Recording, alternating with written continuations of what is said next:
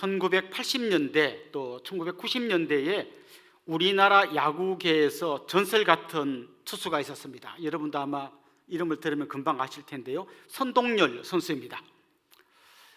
이 선수는 투수 방어율이 1.20 정도 됐습니다. 무슨 숫자의 의미를 모르시는 분 있을 텐데 그야말로 정말 전설 같은 투수라 이렇게 생각하시면 됩니다. 리그 MVP에 3회 올랐고요. 골든글러브 6회 올랐습니다. 4번 다승왕을 차지했고 최다 탈삼진, 최다 다승왕의 기록을 갖고 있습니다. 그야말로 전설 같은 선수였죠. 이 선수가 34살 때 일본 야구계로 진출하게 됩니다. 이제 우리 한국에서 최고의 선수가 일본 가서 얼마나 잘할까 많은 국민들이 기대를 하고 지켜봤는데요. 일본에 건너간 첫 해 완전히 망했습니다. 이 선수가 진짜 한국 최고의 투수 맞냐 할 정도로 완전히 추락해버렸습니다.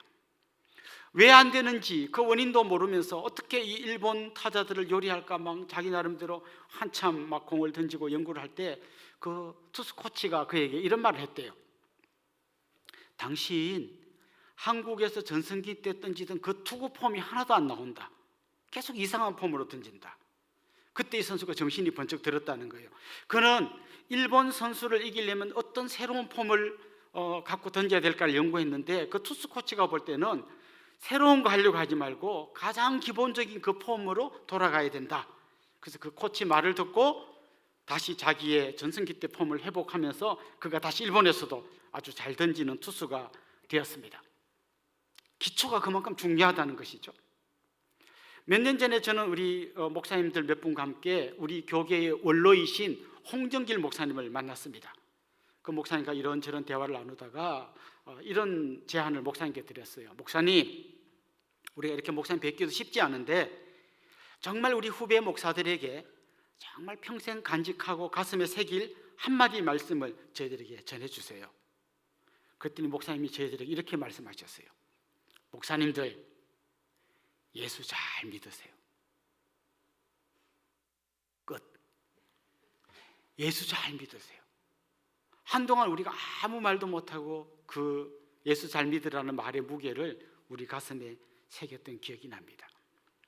뭔가 새로운 것, 뭔가 대단한 것보다 가장 기본적인 이 신앙, 믿음, 그리고 오늘 제가 전하려고 하는 이 복음, 이게 우리의 가장 밑바닥의 기초로 자리를 잡고 있어야 한다는 것이죠. 오늘 우리가 읽은 이 로마서 1장 이 부분은 로마서 전체의 서론 부분이라고 할 수 있습니다. 바울은 왜 자기가 이 편지를 기록하는지 그 이유를 오늘 본문에서 이야기합니다. 사실 이 로마 교회는 바울이 전도해서 세운 교회가 아닙니다. 바울은 한 번도 로마를 아직까지 방문한 적이 없는 상태에서 이 편지를 쓰고 있습니다. 그는 직접 방문하기를 원했지만 여러 가지 길이 막혀서 방문이 쉽지 않았고, 그래서 방문은 못하지만 대신 편지로라도 내 진심을 전하고 싶습니다 하면서 이 편지를 씁니다. 그러면서 왜 내가 다시 당신들에게 이 편지를 쓰는지를 이유를 15절 말씀에서 이렇게 이야기합니다. 그러므로 나는 할 수 있는 대로 로마에 있는 너희에게도 복음 전하기를 원하노라. 할 수 있는 대로 로마에 있는 너희에게도 복음 전하기를 원하노라. 이게 그가 이 편지를 쓰는 이유입니다. 자, 로마에 있는 너희가 누굽니까? 로마에 있는 그 교회 성도들입니다. 그들에게 복음 전하기를 원하기 때문에 내가 이 편지를 쓴다고 말합니다. 무슨 얘기입니까? 이미 로마에 있는 그들은 복음을 다 들었습니다. 그리고 그 복음을 믿고 성도가 되었습니다. 그런 사람들에게 바울은 다시 복음을 전하고 싶다고 이야기하는 것입니다. 저는 이게 우리에게 시사하는 바가 굉장히 크다고 생각해요. 복음은 그냥 한 번 듣고 알았어 이렇게 간단한 게 아니라는 거죠. 그 복음에 넓이가 있고 깊이가 있고 높이가 있고 길이가 있는 거예요. 더 깊은 복음, 더 넓고 더 길고 더 숭고한 이 복음을 더 알아가게 하기 위해서 그는 다시 편지를 쓴다고 이야기하고 있습니다. 요즘 우리가 살고 있는 이 사회는 굉장히 빨리 바뀝니다. 여러분 사용하고 있는 핸드폰 한 4, 5년 지나면요 완전히 골동품이 됩니다. 여러분 삐삐 기억나십니까? 그 막 수백 년 전에 우리 조상들이 쓰던 거 아니에요. 벌써 우리 삐삐 하면 막 완전히 골동품 아무도 안 씁니다. 그거 뭐 이렇게 생각합니다. 너무 빨리 바뀝니다. 이런 IT 계열 쪽에 공부하시는 교수님들 이야기를 들으니까 그렇게 이야기해요. 자기가 이걸 막 새로운 걸 공부해가지고 미국 가서 박사학위 받고 한국 돌아와 보니까 이미 자기가 배운 거는 옛날 지식이 됐더라는 거예요. 얼마나 빨리 바뀌는지 몰라요. 그래서 지금 많은 사람들이 관심 갖는 게 뭔가 하면 새로운 거예요. 새로운 거, something new를 찾고 있습니다. 그런데 오늘 본문에서 바울은 뭘 이야기하고 있는가 하면 새로운 것보다 더 중요한 게 뭔가 하면 2000년이 지나도 절대로 바뀌지 않는 바로 이 복음이라는 거예요. 요즘 유튜브에 보면 정말 한 번도 못 들어본 신기한 걸 설교하는 많은 설교자들의 영상이 나옵니다. 사람들이 듣고 우와 정말 새롭다. 저는 새로운 걸 계속 찾아다니기보다는 우리가 절대로 변하지 않는 이 온전한 복음에 더 깊이 뿌리를 내려야 한다고 생각합니다. 지금 우리가 위드 코로나 세상이 됐다고 합니다. 코로나와 함께 살아가는 세상이 되었습니다. 그러다 보니까 우리 삶의 중심에 코로나가 있습니다. 어떻게 해야 코로나 안 걸리지? 어떻게 해야 코로나를 피할 수 있지? 어떤 음식이 코로나를 이기는 데 도움이 되지? 막 이런 것만 주로 생각합니다. 코로나를 중심으로 세상이 도는 것 같습니다. 그래서 올해 우리 교회는 표어를 위드 코로나가 아니라 위드 가스펠로 정했습니다. 코로나가 중심이 돼서 도는 세상이 아니라 물론 코로나를 조심하고 경계를 해야겠지만 복음이 우리 삶의 중심이 되어서 우리가 다시 한번 이 복음의 감격을 회복하는 한 해가 되었으면 좋겠다, 그런 생각을 하고 있습니다. 저는 오늘 본문에서 바울이 왜 다시 복음을 전하는가를 이야기하는 이 본문을 보면서 우리는 거꾸로 왜 우리가 다시 이 복음을 듣고 이 복음을 우리 삶의 중심으로 세워야 하는가를 생각해 보는 그런 시간이 되면 좋겠습니다. 왜 다시 우리는 복음을 들어야 할까요? 첫 번째로 바울은 왜 다시 복음을 전하는지 그 이유를 이렇게 말합니다. 복음의 능력을 알고 있기 때문이라고 이야기합니다. 그는 내가 복음을 부끄러워하지 않는다라고 오늘 16절 말씀에서 이야기합니다. 이렇게 말한 이유가 뭘까요? 많은 사람들이 복음을 부끄러워하고 있었기 때문입니다. 복음의 중심이 십자가를 여러분 생각해 보십시오. 우리가 생각하는 그런 십자가가 아닙니다. 여자분들이 목걸이에 십자가 모양을 하고 달고 다니는 그런 아주 예쁜 십자가가 아닙니다. 십자가는 정말 악랄한 죄수들을 처형시키는 도구였습니다. 저런 인간은 그냥 죽여서 안 되고 진짜 갈기갈기 찢어 죽여야 돼, 막 이렇게 말하는 사람을 처형시킬 때 십자가에서 죽였습니다. 그래서 누군가가 십자가에 달려 돌아가셨다, 죽었다. 근데 그 죄수가 내 친구다, 내 동생이다, 너무 부끄러워서 사람들이 절대 말 안 하는 바로 그런 부끄러운 게 바로 십자가입니다. 예수님을 전하던 사람들에게 예수가 누구요 도대체? 몇 달 전에 그 십자가에 처형된 그분입니다 말할 때 사람들이 기가 막혀 하는 거죠. 아니 그렇게 맞아가지고 피투성이가 돼가지고 벌거벗어서 거기에 갈기갈기 찢겨 죽인 그 나쁜 놈, 그 놈을 믿으라고? 사람들이 전부 다 의아하게 생각했던 거죠. 십자가는 참 부끄러운 이야기예요.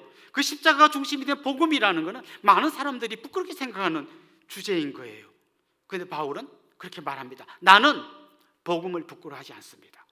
왜냐하면 16절 말씀 다시 한번 보십시오. 내가 복음을 부끄러워하지 아니하노니 이 복음은 모든 믿는 자에게 구원을 주시는 하나님의 능력이 됨이라. 하나님의 능력이 이 복음 안에 있다는 거예요. 이 복음을 듣는 사람은 누구든지 그 사람이 남자건 여자건 유대인이건 헬라인이건 배운 사람이건 못 배운 사람이건 이 복음의 능력이 그 사람 가운데서 역사할 때 한 사람의 삶이 완전히 바뀌게 된다는 거예요. 죽음에서 생명으로, 절망에서 소망으로 완전히 딴 세상을 살게 된다는 것이죠. 여러분, 우리 안에 있는 약함을 여러분 자신이 잘 알지 않습니까? 약함만 있습니까? 악함도 있습니다. 부족함도 있습니다. 그런데 주님께서는 우리의 이 모든 문제를 자기가 다 짊어지시고 우리에게 새로운 삶을 허락하셨습니다. 여러분, 아무리 멋진 차도요, 기름을 넣어야 되는 차에 물을 넣으면 차가 갈 수 있겠습니까? 아무리 예쁘고 많이 배우고 똑똑하고 잘난 사람이라도 죄로 오염되어 있으면 그 사람의 삶에는 정확하게 말하면 소망이 없습니다. 그런데 사람들은 그런 자신의 삶의 모습을 잘 모른 채로 그냥 살아가고 있는 겁니다. 그런 인간들을 위해서 죄와 죽음 가운데 절망할 수밖에 없는 실체, 그것도 모른 채 살아가는 사람의 그 실체를 한번 뚜껑을 열어보면 죄와 죽음의 어두운 그림자로 가득 차 있는 그 인간들을 위해서 주님께서 오신 겁니다. 그리고 우리 대신에 십자가를 지신 겁니다. 그리고 우리에게는 놀라운 삶을 허락해 주신 것입니다. 이사야 53장 5절에 보면 이런 말씀이 나옵니다. 그가 찔림은 우리의 허물 때문이요, 그가 상함은 우리의 죄악 때문이라. 그가 징계를 받음으로 우리가 평화를 누리고 그가 채찍에 맞음으로 우리는 나음을 받았도다. 그 주님 때문에, 그 주님의 은혜 때문에, 주님이 십자가를 지어주셨기 때문에 우리가 완전히 새로운 존재가 되었다는 것입니다. 이게 바로 복음입니다. 좋은 소식, 굿 뉴스입니다. 이 복음에는 능력이 있다고 말합니다. 여기 능력이라는 말은요, 원래 헬라어로는 디나미스라고 하는 단어인데요, 디나미스가 계속 바뀌어서 영어에 오면 어떤 단어로 바뀌게 되냐면 다이너마이트가 됩니다. 복음 안에는 다이너마이트와 같은 능력이 있습니다. 아무리 악하고 아무리 소망 없는 인생이라고 할지라도 그 심령 중심에 복음이 들어가면 마치 다이너마이트가 폭발하는 것처럼 그의 연약함과 악함과 소망 없음이 산산조각나고 그 안에 새로운 생명이 탄생하게 되고 주님이 주시는 놀라운 기쁨과 평강을 소유한 새로운 사람이 된다는 것이죠. 이게 복음의 능력입니다. 바울이 어떻게 이 복음의 능력을 알게 되었을까요? 자기가 이 복음의 능력을 경험한 산 증인입니다. 그는 원래 예수 믿는 사람들을 핍박하는 사람입니다. 스데반 집사를 사람들이 돌로 쳐 죽일 때 그가 옷을 맡아 주었던 사람입니다. 사실 옷을 맡아 주었다는 것은요, 그냥 옷을 좀 이렇게 안 잃어버리게 챙겨줬다는 얘기가 아니라 실제로 그 현장의 지휘자였다는 이야기예요. 그는 바로 스데반을 죽인 핵심 인물이었습니다. 뿐만 아니라 예수 믿는 사람들이 저 다메섹으로 도망갔다는 이야기를 듣고 대제사장에게 공문을 받아서 그 사람들 잡아서 감옥에 가두려고 씩씩거리며 달려가던 사람이 바로 바울입니다. 그런데 이 바울을 예수님께서 찾아와 주셨습니다. 만나 주셨습니다. 그리고 그의 모든 악함과 거짓됨을 다 용서해 주시고 주님 품에 그를 안아 주셨습니다. 그 순간 그는 이전에 그 예수 믿는 사람들을 잡아 죽이기 위해서 현안되었던 그런 악한 사람에서 주님의 종, 주님의 사도로 바뀌는 놀라운 경험을 자기가 직접 했습니다. 그런 경험이 있기에 이 놀라운 복음의 능력을 알면서도 복음을 전하지 않는다면 그는 자기가 정말 너무나 잘못된 사람임을 알고 있었습니다. 그래서 오늘 본문에 보면 그가 내가 빚진 사람이다, 난 이 빚을 갚아야 한다라고 이야기하고 있습니다. 헬라인이나 야만인이나 지혜 있는 자나 어리석은 자에게 다 빚진 자라. 여러분, 여기 잘못 발을 디디면 천길 낭떠러지로 떨어지는 걸 알고 어린아이가 지나가는데 그냥 지켜보고 있다면 아주 악한 사람이겠죠. 어떻게든 손을 잡아서 그리로 가지 못하게 말려야 하지 않겠습니까? 정말 이 복음의 능력을 경험하면 이 절망 가운데, 죄와 죽음 가운데 사는 사람이 이 복음 때문에 새로운 생명으로 탄생할 수 있다는 걸 알면서도 전하지 않는다면 그는 자기가 얼마나 악한 자임을 잘 알고 있었습니다. 그래서 그는 이 복음을 전한다고 이야기하고 있습니다. 두 번째로 그가 이 복음을 이미 믿는 그들에게 전해야 되는 이유가 있었습니다. 이렇게 다시 복음을 전할 때 그들의 믿음이 더욱 견고해진다는 것을 그는 알고 있었습니다. 사실 오늘 본문을 잘 읽어보면 그는 이 로마 교회 안에 두 부류의 사람이 있다는 것을 미리 생각하고 있습니다. 첫 번째 부류는 복음의 능력을 경험했지만 그 복음의 감격이 식어져 버린 사람이 있을 거라는 걸 생각하고 있었습니다. 또 한 부류는 교회에 나오고 남들하고 똑같이 신앙생활을 하는 것처럼 보이지만 사실 제대로 예수를 믿지 않는 사람도 있을 거라는 걸 그는 생각하고 있었습니다. 그래서 그는 먼저 첫 번째 부류, 복음을 이미 받아들였고 믿고 있지만 감격이 식어 있을 사람들을 생각하면서 그는 이렇게 말합니다. 11절 말씀 보면 이렇게 말합니다. 내가 너희 보기를 간절히 원하는 것은 어떤 신령한 은사를 너희에게 나누어 주어 너희를 견고하게 하려 함이니. 이미 복음을 믿고 있는 그 사람들에게 다시 복음을 전함으로써 그 믿음이 더욱더 견고해지기를 원하고 있다는 것입니다. 복음은 그냥 한번 듣고 지나가는 이야기가 아니라는 거죠. 듣고 다시 새기고 또 듣고 다시 깨닫고 그러면서 점점 내 믿음이 견고해져야 한다는 것이죠. 많은 분들이 교회를 오래 다니다 보면 복음 그러면 난 다 알아, 난 다 알아. 그래서 막 복음을 설교할 때 또 다 아는 이야기를 내가 들어야 되는구나, 이렇게 좀 다친 마음으로 듣는 경우가 많습니다. 그렇지 않습니다, 여러분. 내 복음의 감격이 식어지려고 할 때 다시 이 복음의 말씀을 들으면서 다시 내 식어진 가슴에 불을 붙여야 하는 겁니다. 바울은 그것을 위해서 다시 복음을 전하고 있다고 이야기합니다. 디모데후서에 보면 말세가 되면 사람들이 자기 귀를 즐겁게 하는 그런 소리를 따라간다고 이야기하고 있습니다. 저는 요즘 가끔씩 유튜브를 보다 보면요, 걱정되는 그런 메시지들이 너무 많아요. 성경적이지 않은, 그렇지만 뭔가 좀 참신해 보이는 그런 이야기를 사람들이 막 귀 기울이며 계속해서 따라가려고 합니다. 꼭 이런 것 같아요. 조미료 잔뜩 넣은 음식 먹으면요, 갑자기 굉장히 맛있다는 생각이 들잖아요. 근데 사실 그런 음식 계속 먹으면 입맛도 병들고 신체도 병듭니다. 사실은 집에서 해주는 건강한 밥상을 대해야 되는 것이죠. 뭔가 우리 귀를 즐겁게 해주는 뭔가 신기한 새로운 말씀 찾지 마시고 2000년이 지나도 변하지 않는 이 복음에 여러분이 깊이 뿌리를 내려야 합니다.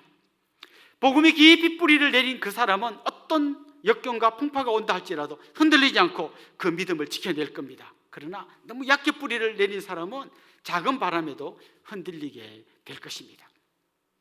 바울은 다시 이 복음을 전하면서 그 감격과 기쁨 때문에 어떤 환난, 역경, 핍박에 몰려와도 절대로 흔들리지 않는 그런 견고한 믿음의 소유자가 되게 하기 위해서 다시 한번 이 복음을 전하고 있습니다. 저는 여러분에게도 그런 놀라운 은혜가 임하기를 주님의 이름으로 축원합니다. 그러나 한편으로 또 교회는 나오지만 아직도 제대로 예수님을 믿지 않는 사람이 있을 거라는 것을 생각하고 있습니다. 그래서 13절에 보면 이렇게 말씀합니다. 형제들아, 내가 여러 번 너희에게 가고자 한 것을 너희가 모르기를 원하지 아니하노니 이는 너희 중에서도 다른 이방인 중에서와 같이 열매를 맺게 함이로되 지금까지 길이 막혔도다. 이 열매를 맺는다라는 이 표현은 복음의 전도의 열매를 맺을 것을 그가 생각하고 있다는 것이죠. 사실 교회 안에는요, 설교하는 목사도 종종 착각하지만 전부 다 믿는 사람일 거라고 생각하고 설교를 할 때가 많습니다. 근데 가끔씩 믿는 도끼에 발등을 찍힐 때가 있죠. 분명히 앉아있지만 사실 안 믿는 분들이 의외로 굉장히 많습니다. 어떤 분들은 그냥 자기 부인 치맛자락 붙들고 오시는 분이 있습니다. 또 교회 안 가면 또 막 어쩌고 잔소리하고 그냥 그 잔소리를 듣더니 1시간 가서 그냥 앉아있다 오는 게 편하겠다. 그래서 오셔서 주로 뭐 하시냐면 주보의 오자를 계속 찾아내시고 아니면 몰래 핸드폰을 보시면서 이렇게 앉아 계시는 분들이 있습니다. 물론 그런 분들이 결국은 뭐 2년 3년 지났다가 예수님 만나고 놀랍게 변화되는 역사가 있지 않습니까? 아까 우리 이영준 집사님 간증해 주신 것처럼 하나님께서 이렇게 한 사람 한 사람 만나 주시는 거예요. 바울은 그걸 생각하고 있는 거죠. 분명히 지금 교회 안에 앉아있고 심지어 찬송도 부르고 기도도 하고 헌금도 하지만 진짜 예수 그리스도를 자신의 구세주와 주인으로 모시지 않고 여전히 자기가 자기 삶의 왕좌에 앉아서 주님을 문 밖에 밀어내고 있는 사람이 있다는 걸 그는 알고 있는 거예요. 그래서 다시 복음을 전함으로 그들이 진짜 예수님을 위해서 문을 열고 자기가 앉아있던 왕좌 예수님을 모시고 자신은 그 앞에 무릎을 꿇는 그런 참된 신자로 바뀌게 하기 위해서 그는 다시 복음을 전한다고 이야기하는 것입니다. 다시 말해서 복음을 머리로만 지식으로만 아는 사람이 아니라 그 복음이 자기의 가슴에 불을 붙이고 그래서 다이너마이트가 터지는 것처럼 엄청난 폭발력을 일으키면서 삶 전체가 뒤집어지는 그런 놀라운 역사가 일어나기를 원한다는 것이죠. 호랑이에 관한 정보를 책을 통해서 안 사람하고 숲속에서 호랑이를 만난 사람이 같이 이야기를 한다고 생각해 보세요. 호랑이 진짜 무섭습니다. 막 그 숲속에서 만난 사람이 이야기할 때 책을 읽은 사람이 맞아요, 무섭죠. 같은 얘기를 하고 있지만 사실은 다른 얘기를 하는 거거든요. 다 같이 우리가 복음을 이야기하고 있지만 그 복음의 능력을 경험하지 못한 사람과 그걸 머리로만 아는 사람과 진짜 복음의 능력을 경험하는 사람은 다른 이야기를 하고 있는 겁니다. 사랑하는 성도 여러분, 올 한 해 복음과 함께 이 한 해를 보내면서 저는 여러분에게 다시 한 번 더 복음의 놀라운 능력이 역사하기를 원하고 그 복음의 감격이 다시 뜨겁게 불타오를 수 있기를, 그래서 정말 예수 그리스도를 여러분 인생의 구세주와 주인으로 모시고 그 주님과 함께 올 한 해를 살아가는 그런 놀라운 분들이 될 수 있기를 주님의 이름으로 축원합니다. 마지막으로 그가 다시 복음 전하려는 이유가 있습니다. 피차 격려를 받기 원했습니다. 12절 말씀이 이렇게 되어 있습니다. 이는 곧 내가 너희 가운데서 너희와 나의 믿음으로 말미암아 피차 안위함을 얻으려 함이라. 복음을 전하면요, 듣는 사람이 은혜를 받고 격려를 받고 새로운 삶을 얻을 뿐만 아니라 전하는 자에게도요 놀라운 은혜가 있습니다. 전하는 자도 놀라운 상대방을 통해서 놀라운 격려를 받게 됩니다. 제가 오래전에 캐나다의 원주민 선교를 위해서 비전 트립을 간 적이 있는데요, 이제 그 원주민들이 모여 사는 부락이 있습니다. 그리고 그 부락에서 가까운 타운이 있는데 거기 백인들이 주로 살고 있죠. 거기에 가서 이렇게 잠깐 노방전도를 한 적이 있는데요, 어떤 분이 찾아와가지고 제 손을 잡고 막 눈물을 막 흘리는 거예요. 그래서 왜 그러십니까? 그랬더니 자기는 지금 자기가 살고 있는 이 동네에 교회가 하나 있긴 한데 목회자가 없대요. 그래서 설교를 해줄 사람이 없어서 집사님들이 돌아가면서 설교를 하고 예배를 드리고 있고, 저 원주민 부락에도 복음 전하기를 원하지만 자기들이 지금 너무 자기들이 힘이 없기 때문에 하지 못하고 그냥 기도만 하고 있었는데 이렇게 멀리서 이들을 생각하고 찾아온 사람이 있다는 이 자체만으로 너무 감사하다는 거예요. 그러면서 같이 막 손을 잡고 감격했던 기억이 납니다. 인도에 비전 트립 갔을 때 그 기차 안에서 아주 연세 많으신 예수 믿는 부부를 만났습니다. 그 힌두교 사회에서 엄청난 핍박을 받으면서도 그렇게 신앙생활하는 그분을 만나고 또 그런 이야기를 우리가 같이 나누면서 서로가 얼마나 큰 위로와 격려를 받았는지 모릅니다. 사실 목사로서 목회하다가 이런 경험이 그분에게도 놀라운 기쁨이 되지만 목회자에게도 너무 큰 위로와 격려가 됩니다. 몇 년 전에는요, 제가 오래전에 동산교에서 알고 있던 한 집사님이 저를 찾아왔습니다. 원래 이분이 어떤 분인가 하면 예수님을 안 믿는 분이셨어요. 교도소에서 교도관으로 일하시는 분인데요, 그 부인 집사님 댁에 대신방을 갔는데 마침 그분이 쉬는 날이어가지고 그래도 목사가 와서 신방을 하니까 혼자 방에 있기는 뭐하고 하니까 그냥 옆에 와서 이렇게 앉아서 예배에 참여를 했습니다. 그래서 같이 대화를 하니까 이분이 이제 이런 얘기를 해요. 목사님, 저도 성경에 관심이 좀 많습니다. 이걸 전문용어로 립 서비스라 그러죠. 그냥 손님이 왔으니까 좀 듣기 좋은 이야기를 해주려고 그 이야기를 한 거예요. 그때 제가 이분의 손을 꽉 잡았습니다. 아, 그렇습니까? 그런데 혼자 성경 읽으면 무슨 말인지 잘 몰라요. 제가 성경 공부를 좀 시켜드릴게요. 아, 목사님, 그까지는 안 하셔도 되고 그냥 그렇다고요. 그냥 아니에요. 제가 같이 하면 좋을 것 같아요. 아니, 목사님 바쁘신데 저 요즘 시간이 너무 많습니다. 이분이 막 질려가지고요, 그러면 한번 해봅시다 이렇게 된 거예요. 그래서 이분이 이제 쉬는 날마다 약속을 잡아가지고 6번 성경 공부를 하기로 약속하고 1주, 2주, 3주, 4주 가서 이분이 그래도 잘 이해를 하고 듣는 것 같았어요. 5주 차에요, 딱 방문을 했는데 찬바람이 쌩 부는 거예요. 이분이 추리닝 바람에 러닝 셔츠만 입고요, 소파에 이러고 앉아있더라고요. 그래서 제가 들어가니까 어쩐 일이세요? 시간 약속 다 하고 지금 왔는데 갑자기 어쩐 일이세요? 물론 나중에 이분이 예수님 믿게 됐고요, 그때 왜 그랬냐 물어봤더니 그냥 한번 립 서비스 했는데 잘못 걸려가지고 막 계속 이걸 막 진도를 나가는데 여기서 브레이크를 잡아야 되겠다 하고 한번 해봤다는 거죠. 물론 브레이크를 못 잡고 그냥 예수님을 믿게 됐습니다, 결국. 그런데 몇 년이 지난 다음에 이분이 저를 찾아온 이유가 뭔가 하면 교도소에서 만난 한 그 죄수가 있는데 너무 좀 안타까워서 제가 복음을 전하다 보니까 이분이 뭔가를 질문을 했는데 어떻게 대답할지 몰라서 목사님한테 물어보러 왔다는 거예요. 그 러닝셔츠 바람에 쌩한 분위기로 이렇게 했던 그분이 이제는 자기가 복음 전하는 자가 되어서 어떻게 복음을 전할 수 있는지를 물어보러 저한테 왔다고 할 때 그때 제 마음속에 얼마나 큰 감사와 기쁨이 넘쳐났는지 모릅니다. 여러분, 그렇습니다. 우리 교회가 이제 개척한 지 17년 됐는데요, 그냥 개구쟁이 막 선생님이 분방 공부할 때 막 뛰어다니는 아이들이 계속해서 말씀을 듣고 변화되어서 이제는 자기도 청년이 되고 주일학교에 교사가 되어서 들어가는 이런 모습을 보지 않습니까? 그냥 부인 치맛자락 붙들고 억지로 끌려왔던 사람이 어느 날 집사님이 되고 봉사자가 되어가는 걸 옆에서 볼 때 얼마나 제 마음속에 큰 기쁨과 감사가 넘쳐나는지 모릅니다.